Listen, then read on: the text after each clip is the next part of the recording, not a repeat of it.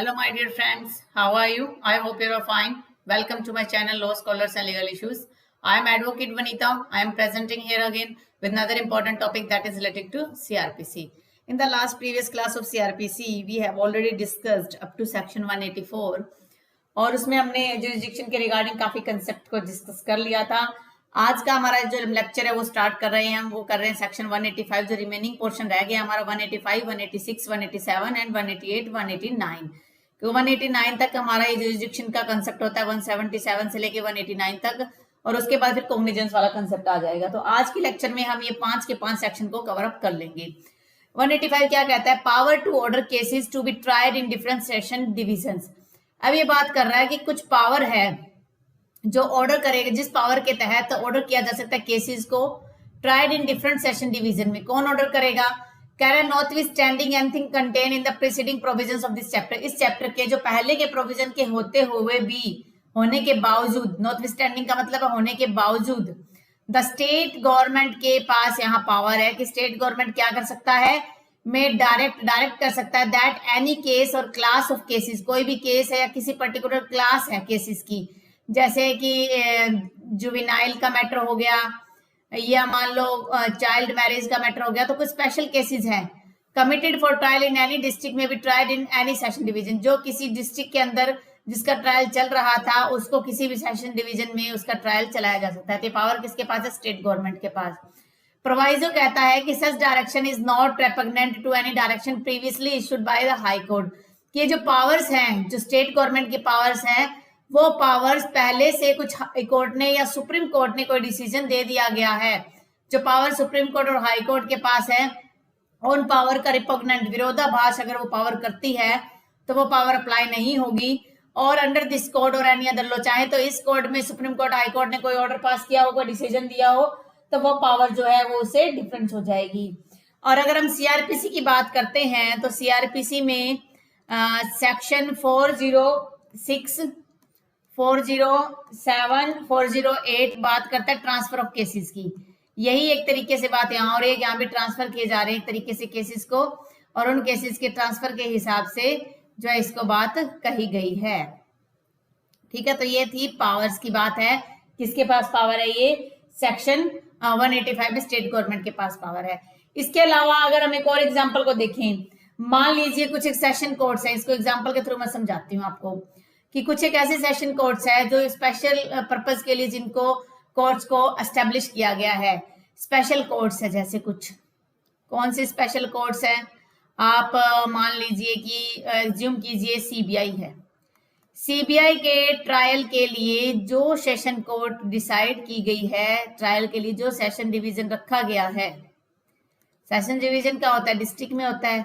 जो session division रखा गया है वो ट्रायल जो है वो उन्हीं स्पेशल कोर्ट में होगा. उनमें state government has no power. State government उसमें नहीं करेगी. स्टेट गवर्नमेंट में उनके पास कोई भी पावर नहीं है. तो आप इसे इस तरीके से समझ सकते हैं. तो ये है हमारा सेक्शन 85. इसमें ज्यादा कुछ है नहीं डेप्थ में जाने के लिए, और इसलिए हम इसे इसमें डेप्थ में नहीं जाएंगे. अब नेक्स्ट प्रोविजन क्या कहता है वो देख लेते हैं. नेक्स्ट प्रोविजन ये कह रहा है कि जो भी कह रहा है हाई कोर्ट टू डिसाइड, कि हाई कोर्ट डिसाइड करेगा इन केस ऑफ डाउट, जहां पर ये डाउट हो जाए कि कौन सा डिस्ट्रिक्ट लग रहा है या कौन सी डिस्ट्रिक्ट का मतलब कौन सी कोर्ट लग रही है, वेयर इंक्वायरी और ट्रायल शैल बी टेकन. कि मान लीजिए कि कोई ऐसा मैटर है जो 2 कोर्ट्स के अंदर है, उसका कुछ पार्ट जो है, आप ये मानिए कि अगर हम एग्जाम्पल ले लेते हैं, कुछ पार्ट जो है दिल्ली में उसका हुआ. ठीक है, दिल्ली का एग्जांपल मत लीजिए, इसमें कंफ्यूजन हो जाए. हम किसी एक स्टेट का एग्जांपल ले लेते हैं. मान लीजिए हम हरियाणा का एग्जांपल ले रहे हैं. लेट अस अज्यूम एक कोई क्राइम हुआ हिसार में, वहां का अलग सेशन डिवीजन है. ठीक है, एक है सिरसा में, वहां का अलग से सेशन डिवीजन है. और यहाँ भी क्राइम हुआ, यहाँ भी हुआ, यानी कि दोनों जगह ऑफेंस हुए हैं. तो यहाँ पर क्या अराइज हो गया? डाउट अराइज हो गया. जब डाउट अराइज होगा तो हाई कोर्ट के पास पावर है कि वो डिसाइड करेगा. वेयर 2 और मोर कोर्ट, 2 या 2 से ज्यादा courts have taken cognizance of the same offence, एक ही ऑफेंस पर जिन्होंने कॉग्निजेंस ले लिया हो, 2 अलग अलग जगह जहां पर ट्रायल चल रहा हो. And a question arises as to which of them ought to inquire, की अब ये क्वेश्चन अराइज होता है कि उनमें से कौन सी कोर्ट जो है वो इंक्वायरी करेगी और उस केस को ट्रायल करेगी। The question shall be decide, question किसके द्वारा डिसाइड होगा? अगर हाई कोर्ट के द्वारा होगा, कौन से मैटर में? The courts are subordinate to same high court, कि जो सबऑर्डिनेट कोर्ट्स है वो सेम हाई कोर्ट के अंडर आनी चाहिए। फर्स्ट पॉइंट ये है।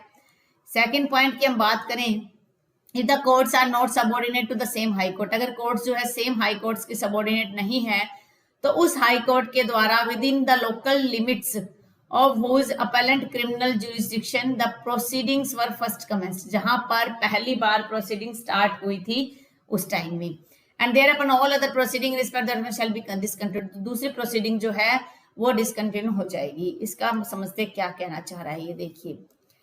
सबसे पहली चीज हम बात करते हैं, अगर मान लो सबऑर्डिनेट कोर्ट्स की बात हो रही है, subordinate courts,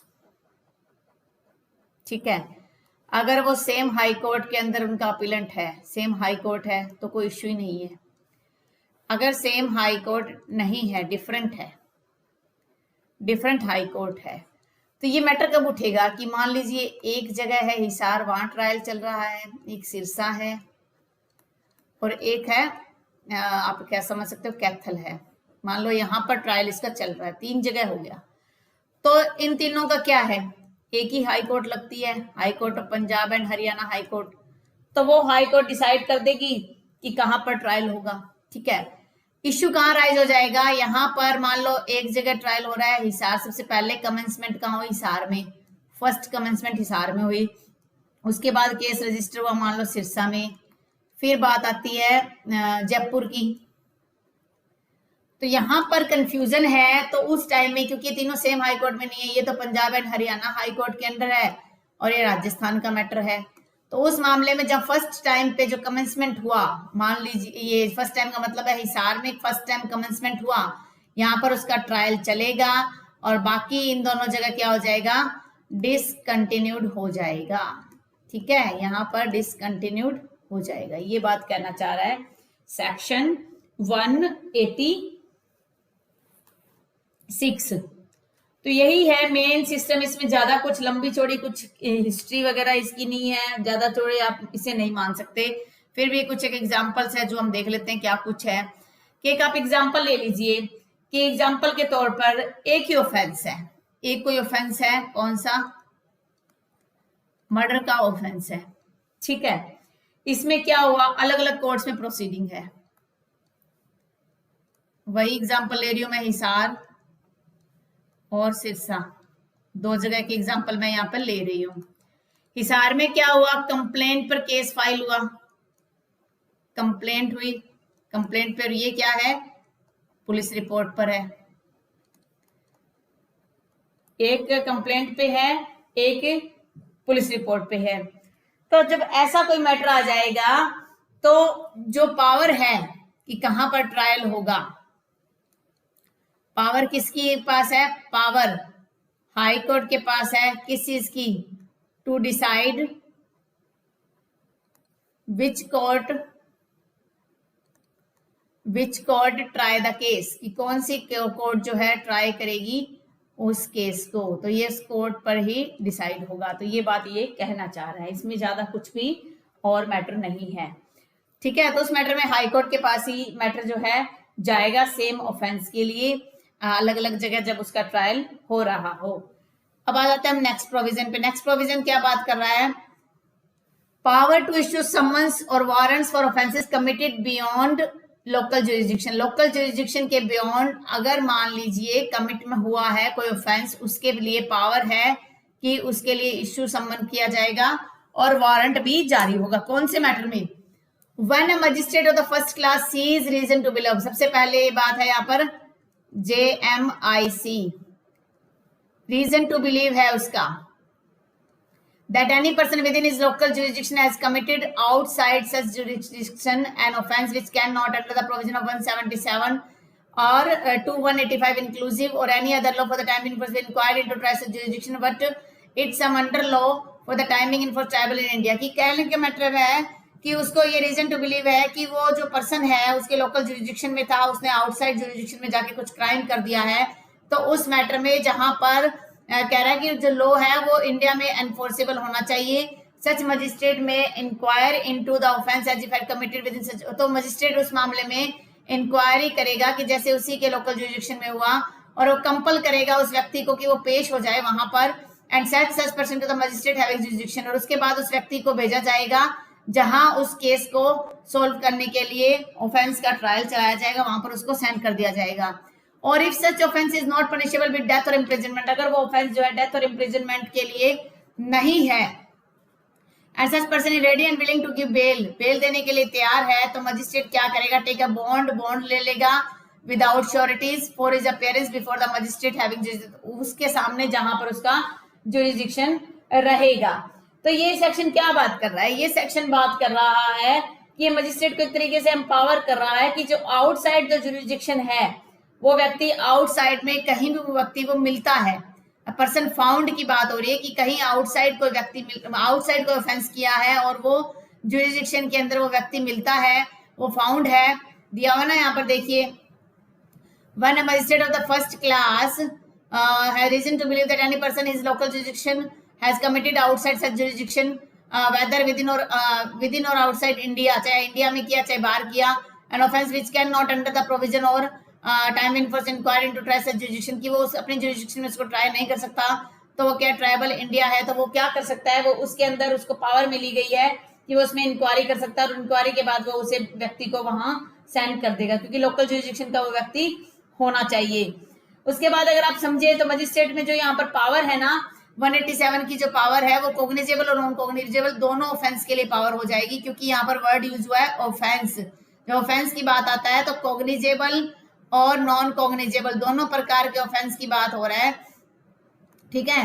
one there are more magistrate than one having such, जब मान लो 2 मजिस्ट्रेट और उनका एरिया पड़ता है, and the magistrate acting under this section cannot satisfy himself as a magistrate before whom such person should be sent to before or prior the case shall be reported for the orders to the high court। अगर उस magistrate को लगता है कि मान लो यहाँ पर भी एक मजिस्ट्रेट है, यहाँ पर भी है, ए है और बी है, अगर ए को लगता है वो सेटिस्फाई नहीं है कि बी को ट्रायल करना चाहिए, तो वो उसकी रिपोर्ट कर सकता है कहाँ पर, हाई कोर्ट में।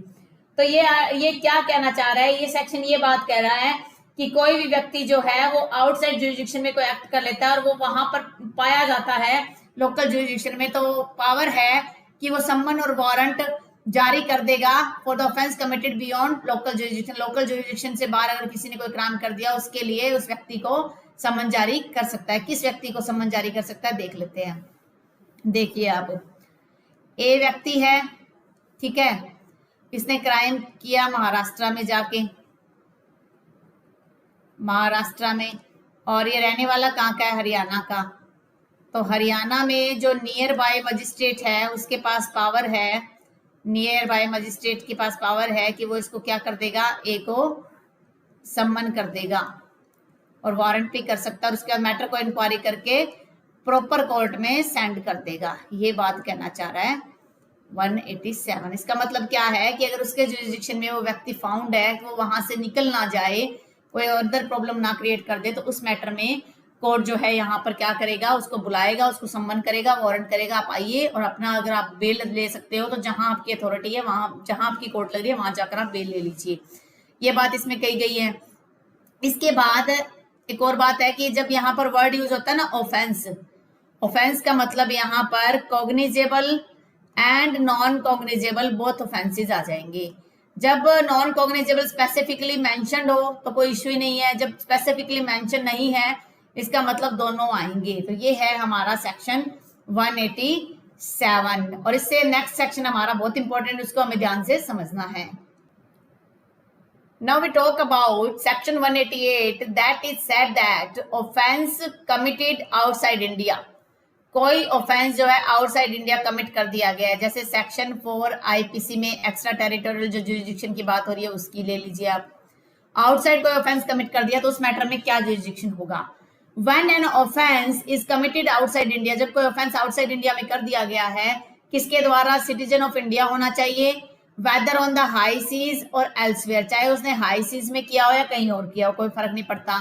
Second, by a person not being such citizen, वो सिटीजन नहीं है लेकिन जहां पर वो ऑफेंस हुआ है वो शिप एयरक्राफ्ट रजिस्टर्ड होना चाहिए इंडिया के अंदर। ये 2 चीजें हैं।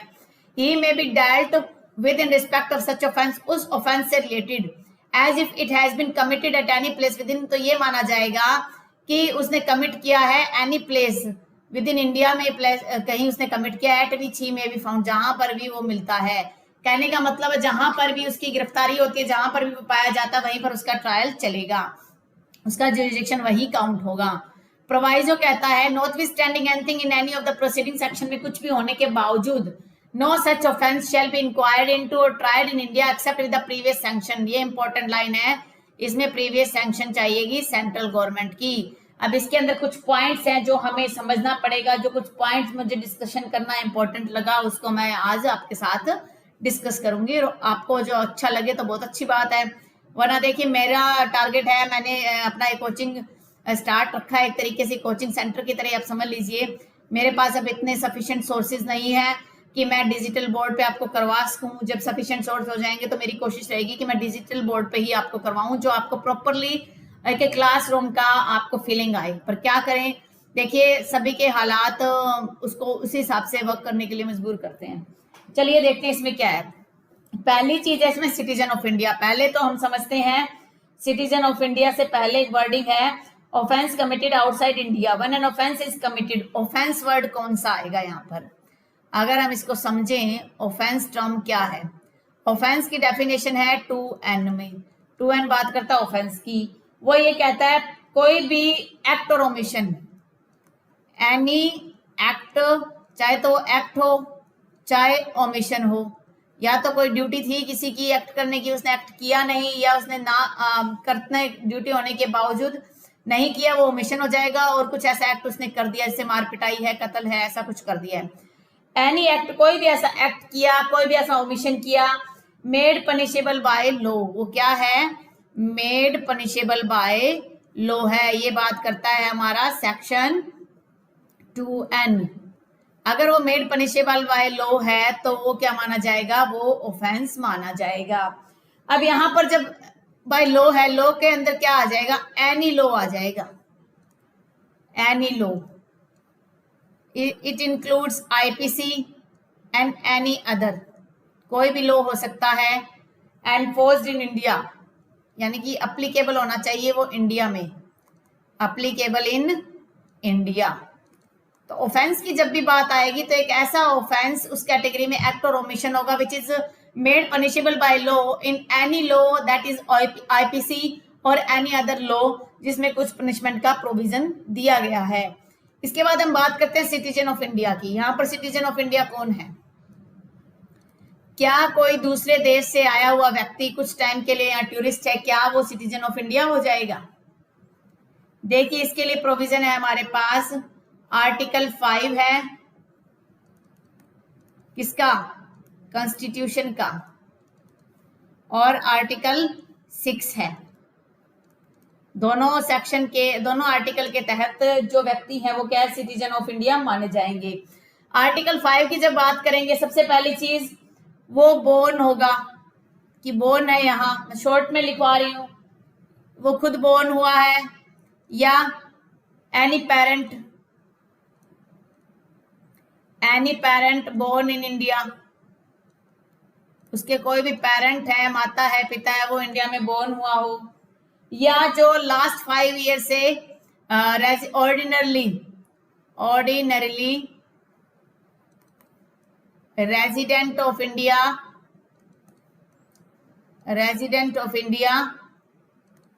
नॉट लेस देन 5 ईयर्स, 5 साल से कम समय नहीं होना चाहिए। 5 साल अगर है या 5 साल ज्यादा हो चुके वो इंडिया में रह रहा है तो क्या माना जाएगा, वो सिटीजन ऑफ इंडिया माना जाएगा आर्टिकल 5 के तहत।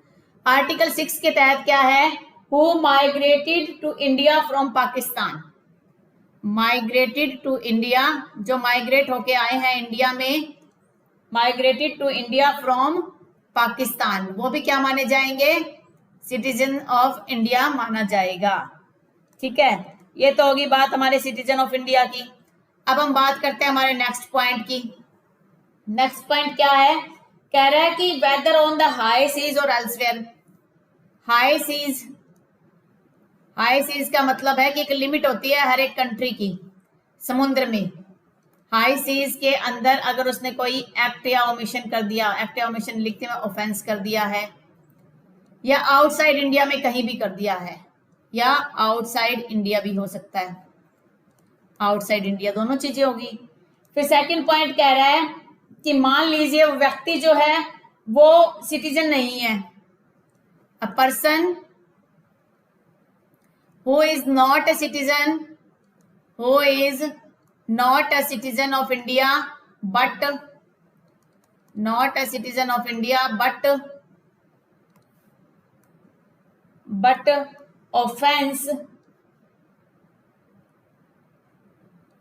offense committed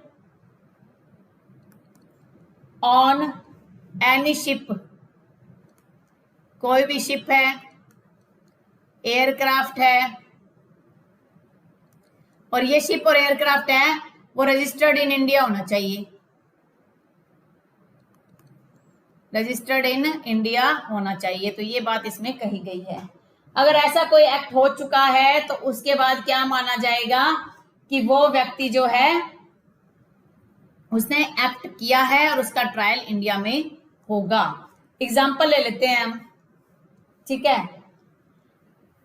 कोई व्यक्ति था, कोई व्यक्ति है, मान लीजिए let us assume a person from Kuwait, एक व्यक्ति है कुवैत का रहने वाला, ठीक है। ऑफेंस कमिटेड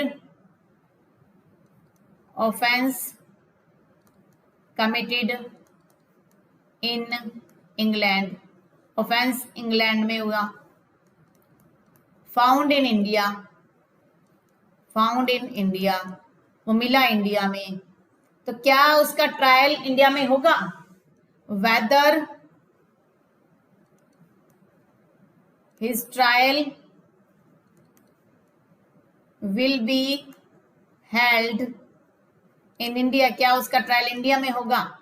अगर हम सेक्शन 188 की बात करें, सिटीजन होना चाहिए, सिटीजन ऑफ इंडिया, क्या वो सिटीजन ऑफ इंडिया है? नहीं है, क्योंकि वो कुवैत का रहने वाला है। Second point,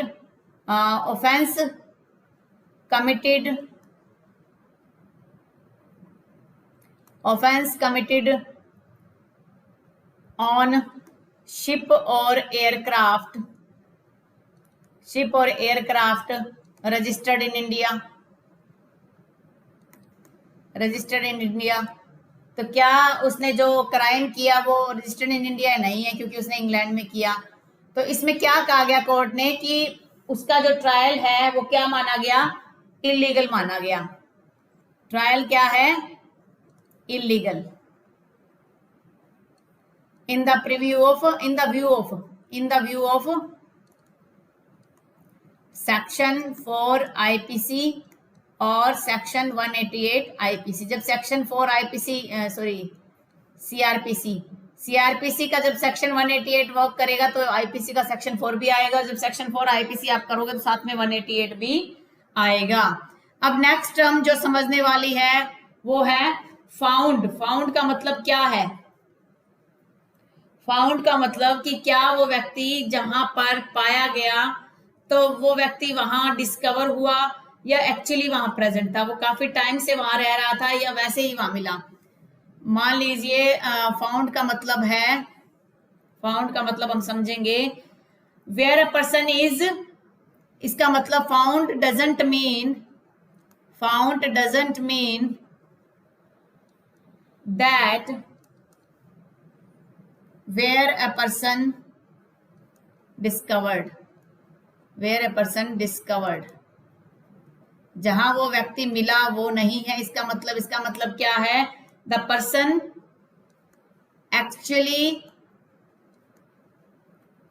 actually present. Discover का मतलब आप क्या लेके चलोगे कि एक व्यक्ति है ए, ठीक है, उसने मर्डर कर दिया। बी व्यक्ति है, इसने क्या किया? ए को किडनैप किया, ठीक है, किडनैप करके इसको पेश कर दिया। तो क्या ये डिस्कवर्ड है, इसको वहां खोजा गया, क्या ये मिला वहां पर, तो ये डिस्कवर्ड की कैटेगरी में फाउंड नहीं माना जाएगा। एक्चुअली मतलब ये है कि जब एक्चुअली वहां प्रेजेंट था, वहां काफी टाइम से रह रहा था, एक्चुअली का मतलब है कि वो व्यक्ति उसको गलत तरीके से कहीं और जगह से ना लाया गया हो। कहने का मतलब खुद एक्चुअली प्रेजेंट था वहां पे, लीगली प्रेजेंट था, आप ये कह सकते हो।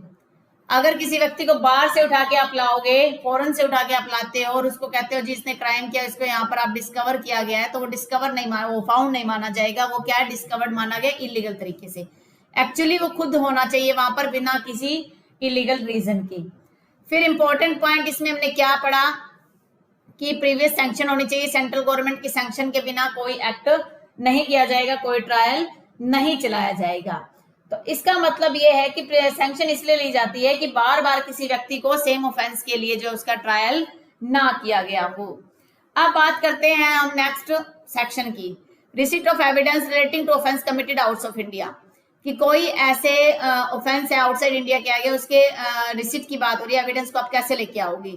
When any offence alleged to have been committed in a territory outside India is being inquired or tried in the provision of section 188 188 के तहत अगर सेंट्रल गवर्नमेंट को फिट लगता है कि उसका ट्रायल इंडिया में होना चाहिए, direct that the copy of deposition made or exhibit produced before a judicial officer or in for territory of diplomat or counsellor. कहने का मतलब जो डिप्लोमेट होते हैं, मान लीजिए इंग्लैंड का कोई व्यक्ति है और उसका ट्रायल इंडिया में हो रहा है, तो इंडिया वहां के जो डिप्लोमेट्स होंगे इंग्लैंड के, उनको कहा जाएगा कि आप जो एविडेंस की जो रिसिप्ट दीजिए, और उसको रिसिप्ट किया जाएगा कोर्ट के द्वारा और उसके बेस पर उसकी इंक्वायरी की जाएगी और उसके बाद उनको एविडेंस के तौर पर रिकॉर्ड किया जाएगा रिकॉर्ड रूम में, जो अदर एविडेंसेस को रखा जाता है। कहने का मतलब है डिप्लोमेट्स और कंसुलर रिप्रेजेंटेटिव के थ्रू जो है उनको लाया जाएगा। एक दो क्वेश्चन और अराइज होते हैं इसी में, तो हम थोड़ा सा देख लेते हैं क्या है वो। That is also very important कि अगर मान लीजिए कि विदाउट जुरिडिक्शन ऑर्डर पास हो गया, if the case decided without jurisdiction